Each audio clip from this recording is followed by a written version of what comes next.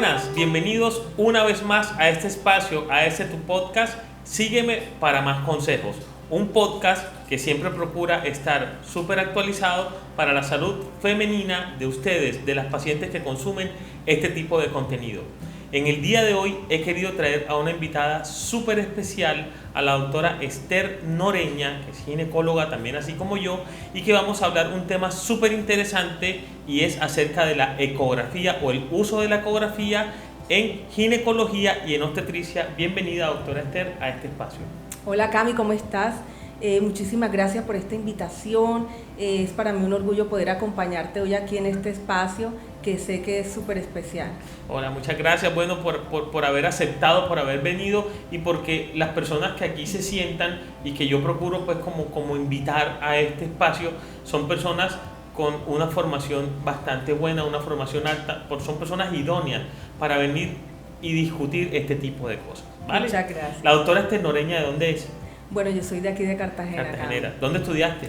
Yo estudié el pregrado en la Universidad de Caldas, en Okay. Manizales, y el posgrado acá en la Universidad de Cartagena. ¿Y ejerces ahora mismo acá solamente en la ciudad de Cartagena? Actualmente ejerzo nada más aquí en Cartagena. Ok, perfecto. ¿Cuántos años de experiencia tiene la doctora Esther? Bueno, de ser ginecóloga 13 años. Ok, ya son un montón de años. Y Sí, dedicadas bastante. más que todo a la parte de ecografía, ¿cuántos años llevamos?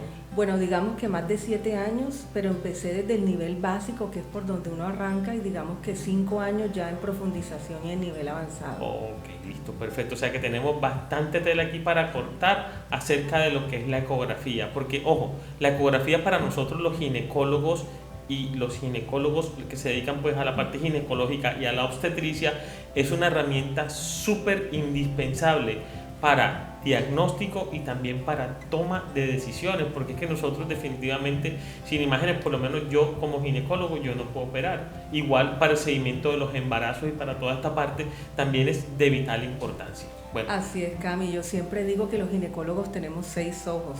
Estos dos porque tocamos mucho, y el ecógrafo vendría siendo esos 2 ojos adicionales. excelente. A mí me parece una herramienta de verdad muy útil, pero que considero que siempre debe tener como una parte interpretativa y eso es como una ciencia bastante abstracta que uno cuando está, por lo menos cuando estábamos estudiando con nuestros profesores, con el doctor Enrique, con el doctor Mendivil, con las personas que nosotros hicimos ecografía en nuestro posgrado de ginecología, yo por lo menos la primera vez que vi una ecografía yo veía un televisor dañado.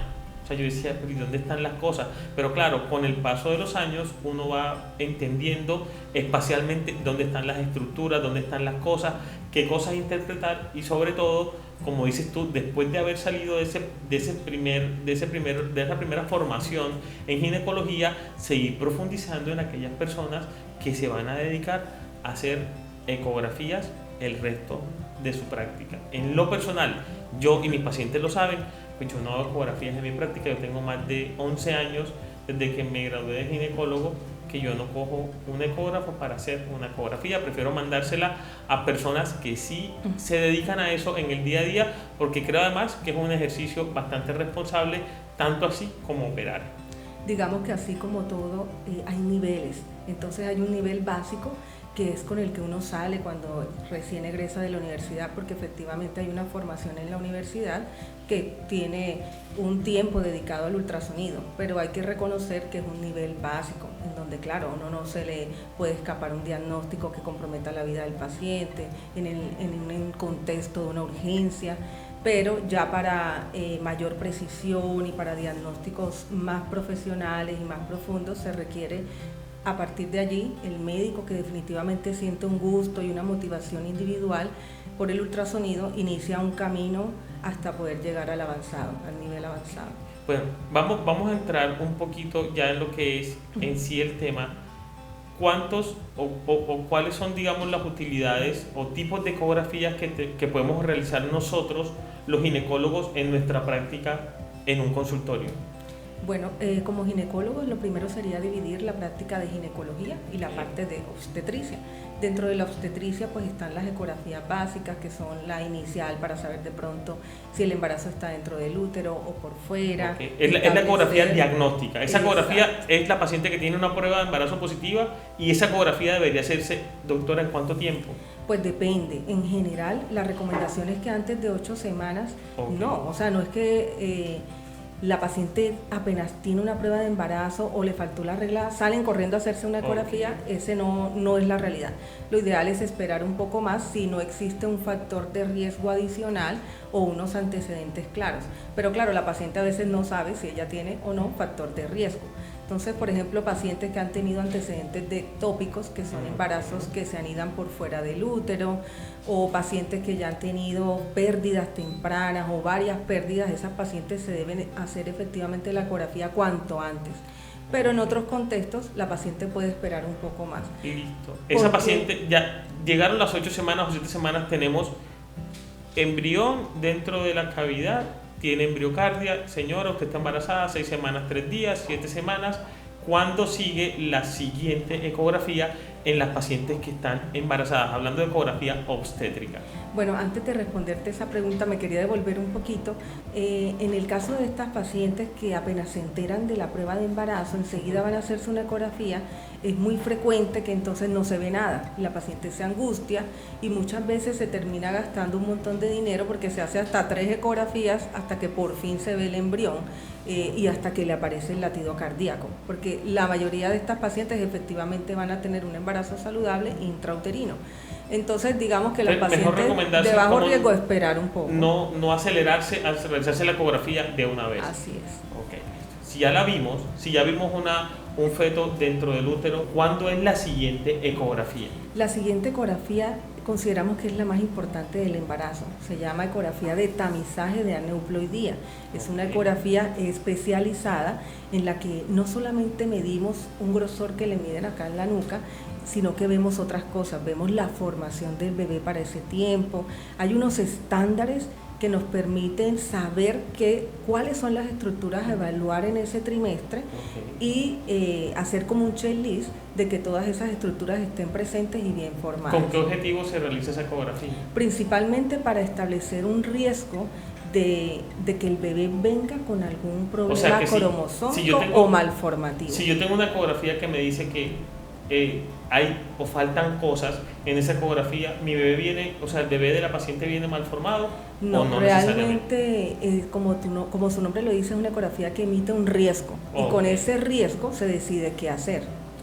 Puede ser clasificada de bajo riesgo, de riesgo intermedio o de riesgo alto. Exacto. Y es súper importante que esta ecografía idealmente sea realizada por una persona que tenga un muy buen entrenamiento en ecografía, que tenga un muy buen equipo que le permita ver y que además de eso se tome el tiempo, porque a veces los embrioncitos como que se mueven, se rotan, que tome bien los cortes para que, o sea, esta es digamos como una invitación a las pacientes para que sepan la confiabilidad del profesional que le está realizando el procedimiento. Así es. Después de esa ecografía de tamizaje, que va entre las 11 y las 13 semanas, 13-6, ¿cuál ecografía sigue? Obligatoria y muy importante también la ecografía de detalle anatómico. También debe ser realizada por un personal entrenado en ultrasonido avanzado, porque también es muy importante establecer si hay o no anomalías y además darles un apellido o intentar documentar bien la malformación. ¿Y esta ecografía se realiza en qué semana? Más o menos de la semana 20 a la 24. Yo prefiero hacerla a la semana 22. Ok, perfecto.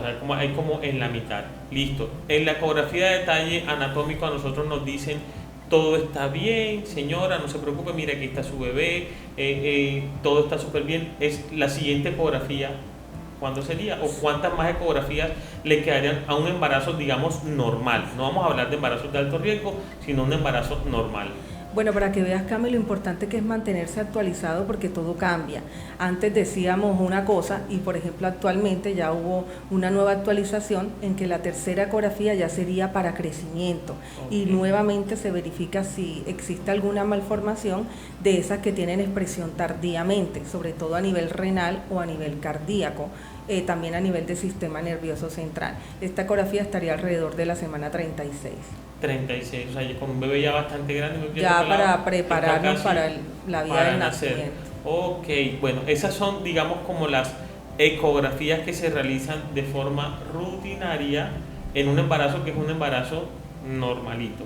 Es. Ya de pronto los embarazos de alto riesgo que requieren evaluación con Doppler, con todo ese montón de cosas, creo que ya eso es algo como un poquito más estructurado. Ya normalmente, por lo menos en nuestra ciudad, contamos con expertos en perinatología o en embarazos de alto riesgo que tienen altísimos estándares tanto en el diagnóstico como en el manejo de este tipo de afectaciones. Claro, para ya indicaciones muy precisas. Okay. Y bueno, ha venido el advenimiento también de algunas costumbres extranjeras que acogemos acá, por ejemplo, este tema de la revelación del sexo. Entonces, eso te iba a preguntar, eso no es una ecografía. Ojo, porque las mujeres de pronto dirán, vaya, hágase la ecografía para saber sí. Exactamente, pero eso, ojo, los ginecólogos sabemos que no hay una indicación de realizar una ecografía para revelación de sexo. Así es. Pero ahorita sí, está en furor eso, que van a hacerse su ecografía para saber si es... Voy a hacer una pregunta que yo creo que mucha gente lo sabe. Si yo quiero saber el sexo de mi bebé, ¿en qué momento, o sea, qué es lo más pronto o lo más temprano que yo puedo saber con mejor certeza? O sea, sin que como que parece que sí, parece que es niña, parece que es niña. Pero que a mí me digan, ya esto de aquí es inamovible. Bueno, hay otras pruebas que se pueden hacer para tener la certeza del género con anticipación, pero ya que estamos hablando de ecografía, es importante saber que el sexo del bebé se termina de formar a la semana 14. Okay.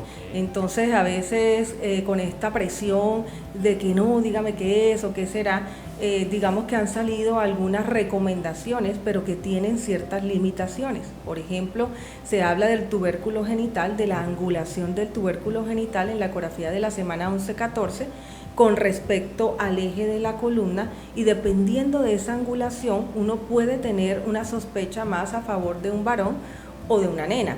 Pero eso tiene una tasa de verdad de precisión de un 80%, y hay que serle sincero, hay que serle sincero al paciente y en general ser muy prudente.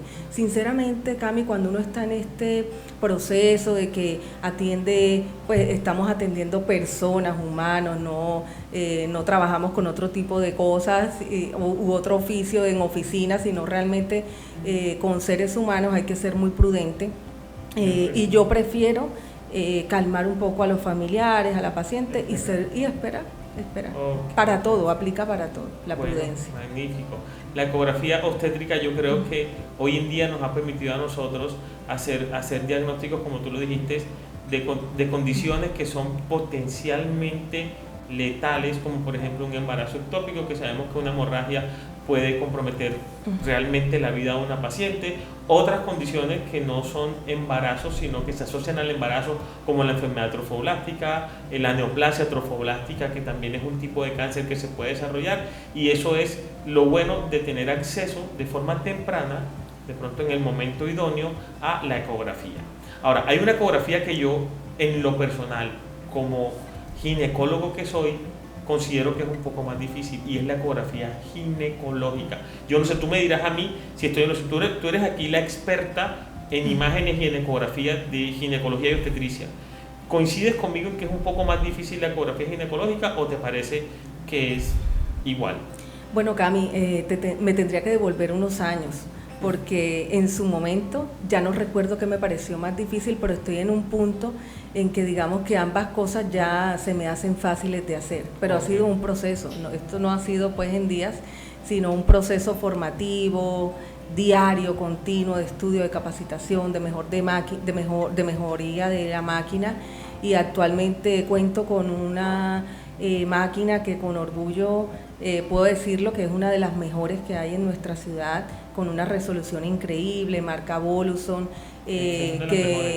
que realmente me ayuda mucho y me la pone muy fácil. Entonces ya lo que hay es que darle mucho a los conceptos, a las nomenclaturas que cambian bastante para mantener actualizado. Bueno, las pacientes del común preguntan, doctora o doctor, ¿y yo me puedo hacer una ecografía ginecológica? Yo te voy a transmitir esa pregunta. ¿Cualquier mujer se puede hacer una ecografía en cualquier momento o eso tiene una indicación puntual según lo que nosotros estemos buscando? Pongamos, una paciente que no tiene nada, no ha tenido sangrado, no ha tenido nada. Te pregunto, ¿a qué edad una paciente debería hacerse una evaluación ecográfica ginecológica? Sí, bueno, cuando hablamos ginecológica nos referimos sobre todo a la valoración de las estructuras que están en la pelvis. Las niñas, incluso las pacientes que están en su etapa de desarrollo y las mujeres ya adultas, todas tienen pelvis. Entonces, digamos que la vía por donde la vamos a evaluar sí va a depender no tanto de la edad, sino si ha tenido o no vida sexual, por ejemplo. Entonces, en pacientes asintomáticas, niñas, e incluso en el desarrollo que no cursen con ningún síntoma extraño como dolores excesivos o sangrados abundantes, no hay indicación de hacerse una ecografía. Digamos que ya... O sea, porque sí, no puede hacerse una No es que ecografía. no pueda, sino que no tiene que írsela a hacer, ¿sí? Oh. Pero, por ejemplo, estamos en diferentes contextos. En el contexto en el que yo me muevo, que es una consulta particular, ginecológica, integral, digamos que a todas las pacientes aprovecho y así no vayan para ecografía, las miro por ecografía. Va a depender, claro, si son niñas o si son pacientes que no han iniciado vida sexual, la exploración se hará por el abdomen, con la vejiga llena, con su acompañante mayor de edad, que usualmente es la mamá, sí.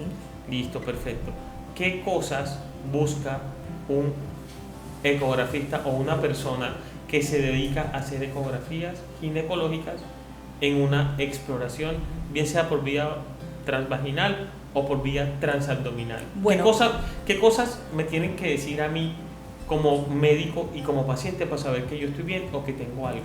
Bueno, cambia un poquito la vía, porque hay que reconocer que por la vía abdominal estamos un poquito más limitados en la valoración de estructuras, ya que para poder ver los órganos pélvicos como el útero y los ovarios, el ultrasonido debe atravesar la vejiga que tiene líquido, pues orina. Y esto, digamos que puede disminuir un poco la resolución de los órganos que están allá atrás. Sin embargo, con estos equipos nuevos la resolución sigue siendo muy buena. ¿Qué limitación me queda? De pronto la movilidad de los órganos, de los ovarios, del útero, no la voy a poder evaluar muy bien, pero puedo evaluar el tamaño del útero, el grosor endometrial, si hay alguna lesión tumoral, o por ejemplo miomas, y lo mismo en los ovarios, si hay alguna sospecha de anomalía. En ecografía 2D, que es como la más difundida, no podemos diagnosticar anomalías de la formación, así como hay malformaciones que tengo un dedo de más, que tengo una cosita aquí en la oreja, o que así también en el útero hay malformaciones. Pueden haber úteros que no se dividieron completamente, que no se unieron, perdón, no se fusionaron completamente, o que le falta un pedazo de algo, etcétera. Esto se evalúa es con 3D o con resonancia. Esta sería de la parte transabdominal. Está la otra vía de evaluación, que es la transvaginal. Realmente hay niveles, como lo dijimos, en el básico, realmente son ecografías que a veces van muy dirigidas a lo que se ve más grande y fácilmente, como de pronto miomas, resolver si hay un quiste o una tumoración. Pero el deber ser de la ecografía es que si uno está formado y tiene un buen equipo, por lo menos en mi caso, la ecografía transvaginal inicia desde el momento en que el transductor entra en contacto con el genital de la paciente, porque no podemos ir como que directo allá enseguida al útero y nos perdemos mucha información que hay en el canal vaginal, en la región perianal. Entonces digamos que apenas la sonda toca el periné, yo aprovecho y evalúo unas cosas en el periné, evaluamos las paredes vaginales, luego que llegamos sí al fondo, por delante del útero está la vejiga y es muy fácil de ver. Entonces yo aprovecho, miro la vejiga, las paredes de la vejiga, veo los uréteres, que esos son 2 segundos que me quita, y de una vez puedo evaluar esas cosas que son importantes. Y luego si llego al útero, en el útero no es solo ver si hay miomas o no y cuánto mide, uno debería evaluar la movilidad del útero en sus caras, adelante, al fondo, atrás, porque ahí podemos, si la paciente por ejemplo termina en un procedimiento quirúrgico y yo le estoy diciendo al cirujano que ese útero está móvil y todo, ya él sabe que va a operar con una complejidad y va viendo qué necesita. Pero si yo le estoy diciendo que ese útero está pegado, que hay adherencia, él se prepara y dice, seguramente voy a necesitar más tiempo quirúrgico, otro tipo de especialistas que me colaboren. Entonces en el útero hay mucho para ver, la movilidad, las medidas, miramos cómo está el miometrio, que es como el músculo del útero, la cavidad que hay en la cavidad, la zona de unión, Y en los ovarios también se ve la movilidad. Dependiendo de la edad, uno va adecuando la ecografía, porque se hace de manera distinta. No es lo mismo una paciente que viene buscando fertilidad o que está interesada en tener hijos, que una que planifica o que una niña. Entonces, esto es lo chévere de que antes de sentar a la paciente en esa camilla o acostarla, yo he debido sentarme previamente con ella, preguntarle un montón de cosas, porque incluso lo que yo voy a ver en la ecografía lo interpreto en un contexto clínico. Por ejemplo, yo veo un útero con un endometrio de 16 milímetros y la paciente tiene 15 años, es completamente normal. Pero si tengo una paciente que tiene 55 años, que no regla hace 8 años, ese endometrio está terrible para esa edad. Entonces el contexto es muy importante. Por eso, a pesar de que hacemos ultrasonido, somos clínicos. No podemos desvincular una cosa de la otra. Eso no se quita, y de verdad que la anamnesis antes de la última regla, todo ese montón de cosas que son súper importantes. Hay algo que a nosotros como quirúrgicos, por lo menos yo que soy una persona eminentemente quirúrgica, pues yo paso la mayor parte de mi vida en un quirófano, yo necesito una información súper importante, y yo creo que esa estructura de ese informe debería ser siempre idónea. O sea, a mí no me sirve que me digan que una paciente tiene 3 miomas, me sirve que me digan cuánto mide, dónde están, para saber incluso qué vía de abordaje voy a utilizar, porque si yo tengo un mioma transmural o un mioma subseroso, pues la vía de abordaje quizá sea diferente, o si tengo uno meramente submucoso o tipo 0 o tipo 1, en la clasificación que ustedes le quieran dar. Entonces yo creo que eso también es súper importante, y son cosas que deben hacer que una paciente, al momento de tomar la determinación de con qué profesional va a realizarse una ecografía, debería tener en cuenta ese tipo de cosas. Igual nosotros como médicos sabemos a qué tipo de especialistas remitir a la paciente en el momento en que necesitamos una u otra evaluación. Bueno, otra cosa que preguntan muchísimo las pacientes en redes, y este contenido pues que es para ellas: doctora, yo como necesito prepararme para realizar una ecografía, necesito alguna preparación para una ecografía transvaginal, hay que guardar ayuno, hay que guardar de pronto no tener relaciones o alguna cosa así, o se presentan y en cualquier momento. Y también otra que preguntan mucho es: doctor, y tengo sangrado, doctor, ¿qué hago? Bueno, primero que todo va a depender qué tipo de ecografía transvaginal se va a hacer. Si es una ecografía transvaginal, pues de la que hacemos a diario en el consultorio, o una ecografía, aunque sea también por vía transvaginal, especializada, por ejemplo, los mapeos de endometriosis, que es otro cuento. Pero hablando de la ecografía transvaginal, básicamente ninguna preparación.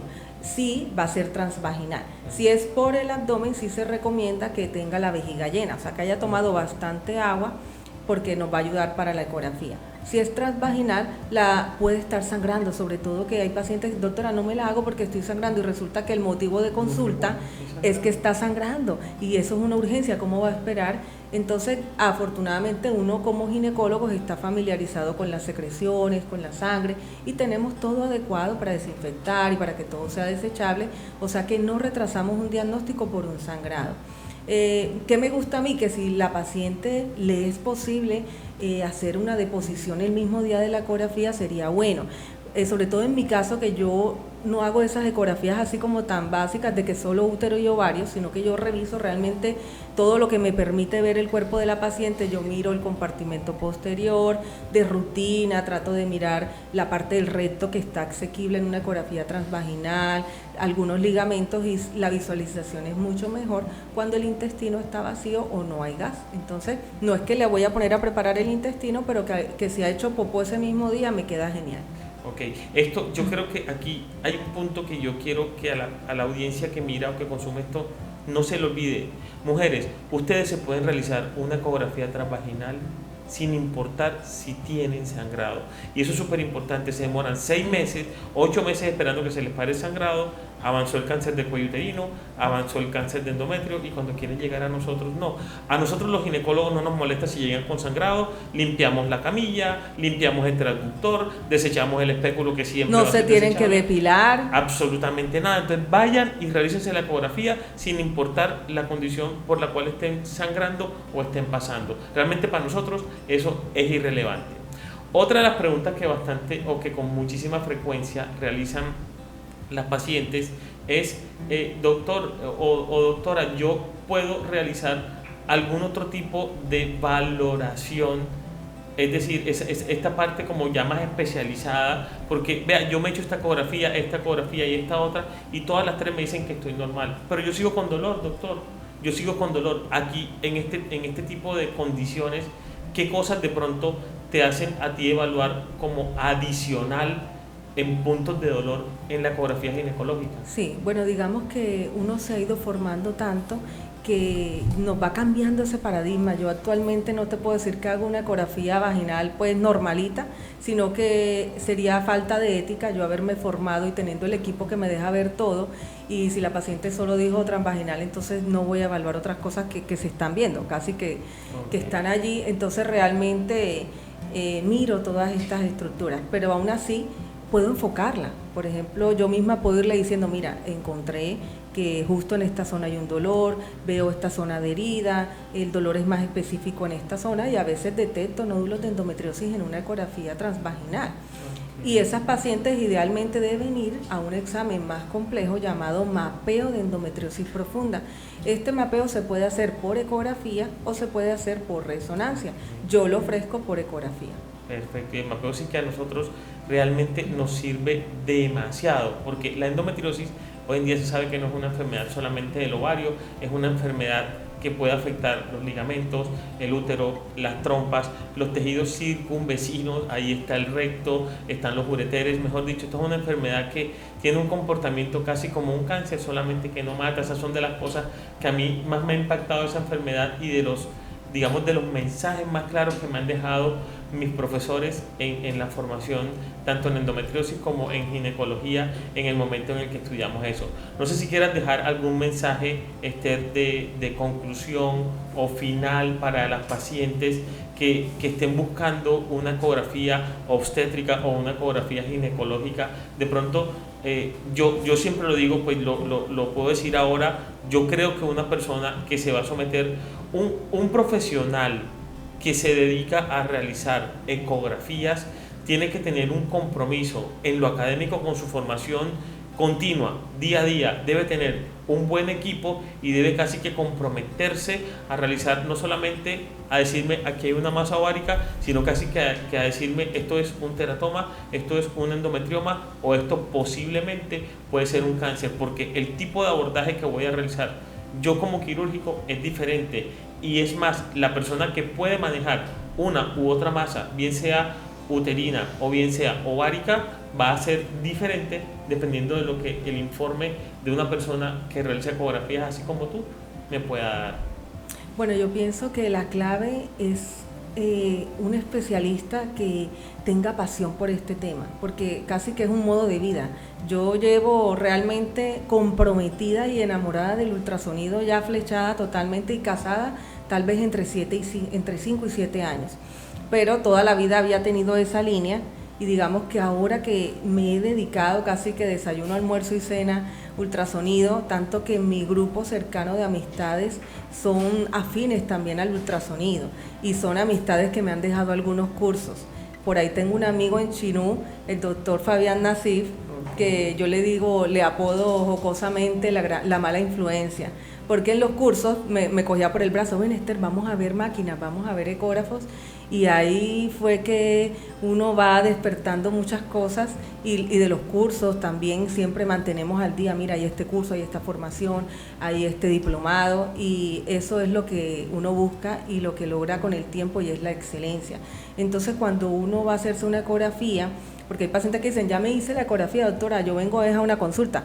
A veces no es haberse hecho la ecografía, porque no es solo colocar el aparato, sino que implica de verdad una ecografía a conciencia. Entonces la recomendación es que elijan un lugar idóneo, con un profesional idóneo, que en la ciudad no soy la única, no tengo por qué venir aquí a echarme bombos, realmente Hay muchos colegas en Cartagena formados, enamorados también del ultrasonido y con buenos equipos, y a ese tipo de profesionales es a los que uno debe en lo posible de entregar esta responsabilidad como vale. ese examen. De verdad que sí, muchísimas gracias, Esther, por haberte tomado el tiempo de venir acá, de ilustrar a las pacientes, de aclarar muchas de las dudas que muchas de mis pacientes en redes sociales tienen.